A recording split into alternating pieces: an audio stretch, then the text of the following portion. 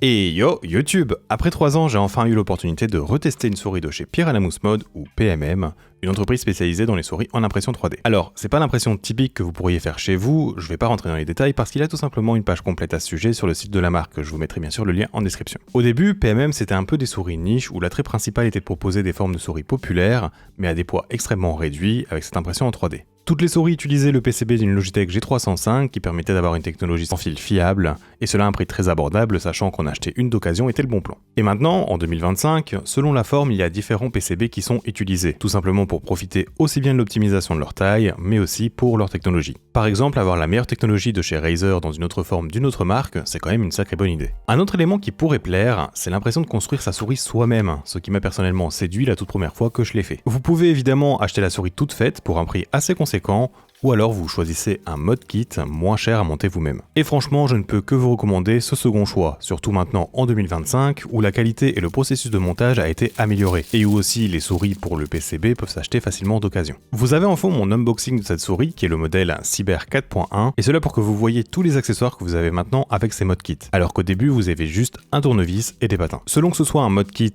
ou un modèle assemblé, il y a des options à choisir, comme la couleur, le revêtement, la taille de batterie, les patins, les grippes, une trousse de transport ou même faire graver quelque chose sur la souris. Vous verrez encore une fois tout ça sur le site et personnellement, moi ce que je recommande absolument, c'est les petites barres en fibre de carbone qui servent à renforcer la solidité de la coque. D'ailleurs, j'en avais parlé dans ma vidéo de premier avis sur elle et j'ai l'impression que cette option est maintenant passée à tout le temps inclus, ce qui est vraiment cool. Quelque chose que je peux aussi recommander, c'est leur revêtement appelé Ultra Grip 2.0 qui franchement est vraiment agréable et plus agrippant que pas mal d'autres souris sur le marché. Par contre, c'est 40€ juste pour ça, donc si vous avez un petit budget, le prenez pas et vous pouvez toujours utiliser les grips fournis, qui sont très bons, proches des super grips de Pulsar, donc très fins et très agrippants. Voilà, c'était pour la partie unboxing et options, et de toute façon, vous n'avez pas vraiment besoin de ma vidéo car le site est très clair, et on voit que ça fait des années que ce projet existe et a été peaufiné. Et justement, je vous propose de passer au prochain segment qui va parler de mon expérience aussi bien au niveau du montage qu'en jeu.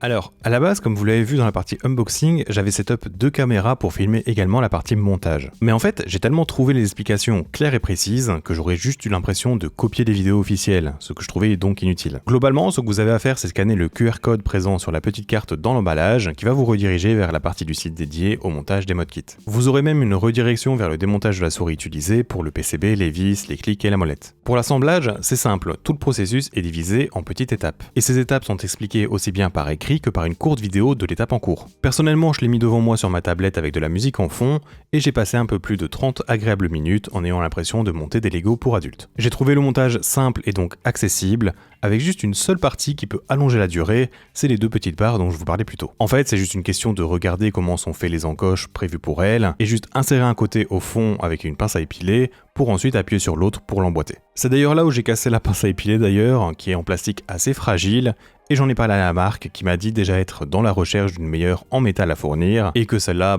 c'est mieux que rien pour l'instant. Et donc voilà, une fois le montage terminé, il reste à mettre les patins et on se retrouve avec un surplus d'accessoires qui peut resservir, ce que j'ai trouvé assez cool. Une autre chose de vraiment cool, c'est que pour mon exemplaire en tout cas, je n'ai pas eu besoin de chipoter sur quoi que ce soit au niveau de la tolérance des clics ou alors de la coque. Par exemple, il y a de la graisse de fourni pour la molette, des spacers pour le pré-travel des clics, du papier de verre pour poncer des éléments au besoin. Eh bien, j'ai été agréablement surpris par le fait que tout est parfait sur ma copie et que j'ai rien dû faire. J'ai donc l'impression que la tolérance de la coque de base est bien plus permissive qu'il y a 2-3 ans, qui était le point que j'avais pu reprocher à la marque. Car tout simplement, avoir de mauvais clics où il faut chipoter, voire démonter le tout, ça peut faire sortir complètement de la bonne expérience et de la fiabilité que vous pouvez avoir avec cette souris. Bien sûr, ce modèle ici m'a été envoyé par la marque, mais bon, s'ils arrivent à faire un modèle aussi bien fini ici, c'est dans leur intérêt de proposer cela à tout le monde quoi qu'il arrive. Je n'affirme pas que pour d'autres formes ce sera d'office pareil, j'en ai aucune idée, mais en tout cas mon sentiment à ce sujet a fortement été boosté. Et quoi qu'il arrive, vous avez quand même tous les accessoires fournis pour optimiser selon vos goûts au final, donc voilà. Je vous propose maintenant d'enchaîner sur ma review un peu plus classique en parcourant les différents aspects de la souris. Déjà, pour l'électronique, il s'agit de celui de la Sora V2.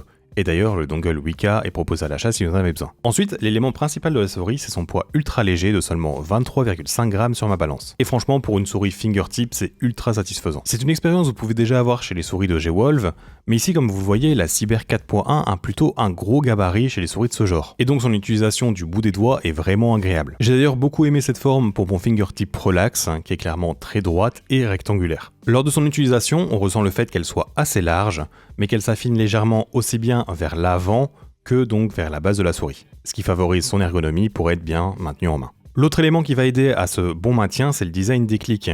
On peut observer ces 3 parties inclinées, qui vont former donc comme un gros creux pour en fait accueillir le placement des doigts. Mon expérience avec ces clics est d'ailleurs très bonne aussi, qui utilisent, je vous le rappelle, des home run optiques en switch. On se retrouve avec une fine pression discrète et réactive. Je n'ai aucun pré-travel, ce qui aide donc à cette réactivité, et j'ai seulement un peu de post-travel. Ce trajet-là, c'est peut-être l'élément qui pourrait vous rappeler que c'est une souris en impression 3D et non en plastique. En fait, avant de faire le tour de chaque point pour être sûr de rien oublier dans ma review, c'est pas quelque chose dont j'avais fait gaffe car en jeu ça se ressent pas. Mais en testant là les clics en faisant gaffe, effectivement, je dirais que leur construction est pas aussi compacte et ferme que des souris en plastique, que ça bouge un peu plus. Par contre, là où j'ai été assez bluffé, c'est les boutons latéraux qui sont maintenant mieux implémentés que quand ils étaient dans la Sora V2. Vous n'êtes pas obligé d'avoir ces latéraux sur ce modèle, mais moi perso, je préfère les avoir, et c'est pour ça que donc ce modèle m'a intéressé, contrairement à par exemple la Zero Mouse de Optimum Tech. La pression ici est très réactive et clicky, sans pré ou post-travel superflu, le meilleur des mondes selon moi. Je les trouve assez grands, avec un placement aussi très bon, en tout cas pour ma morphologie et mon style de grip. Et pour la molette, encore une fois, on est sur quelque chose qui me plaît bien. Elle a un aspect ferme, avec des fins crans, mais quand même présents. Et cela avec un défilement léger et un switch qui peut donc double-clic assez facilement. Il me reste maintenant à vous parler de l'aspect de solidité de la coque. Et ensuite, la vidéo se terminera par un sound test. Alors, je m'y connais pas trop en impression 3D, enfin pour l'instant car je compte investir là-dedans prochainement, mais en gros le matériel utilisé reste assez flexible. Vous pouvez appuyer sur chaque partie de la coque et la faire se courber un peu, ce qui en soi n'est pas une mauvaise chose car ça évite en fait de la rigidité et donc de rendre l'élément fragile qui pourrait se casser facilement. Sur ce modèle par exemple, je peux faire rebondir mon doigt sur les parties alvéolées.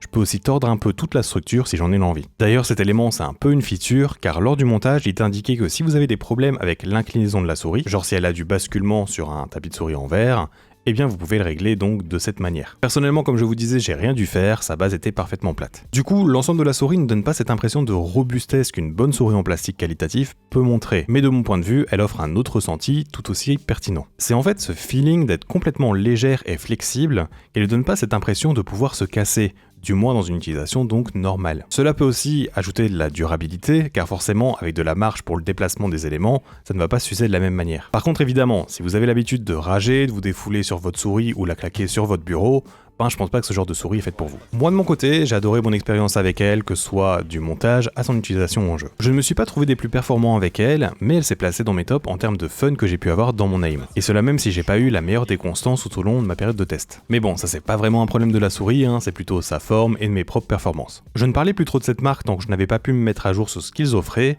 mais je peux donc maintenant vous donner mon feu vert en 2025 pour les souris de PMM si vous étiez intéressé. Et ça fait plaisir. Pour moi quand même, rien ne vaut une souris normale, mais c'est quand même définitivement quelque chose d'intéressant qui peut totalement délivrer le maximum de performance comme les autres. Ça fait clairement moins niche qu'auparavant aussi. Si jamais vous êtes intéressé par les tester, j'ai un lien affilié ainsi qu'un code promo EUFRAO pour que vous économisez 10%, tout sera en description. Merci d'arriver jusqu'au bout de cette vidéo, si elle vous a plu, je vous invite à vous abonner à la chaîne ainsi que lâcher un petit j'aime, et je vous laisse maintenant avec un rapide sound test. À bientôt.